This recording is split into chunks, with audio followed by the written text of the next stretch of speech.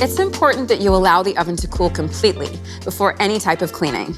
Warning, do not immerse the body, power cord, or power plug in water or any other liquid, as this may cause electrocution.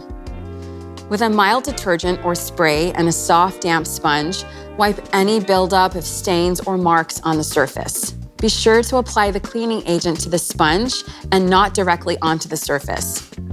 Next, take a glass cleaning agent or other mild detergent, and with a soft, damp sponge or soft plastic, not metal, scouring pad to work off the residue.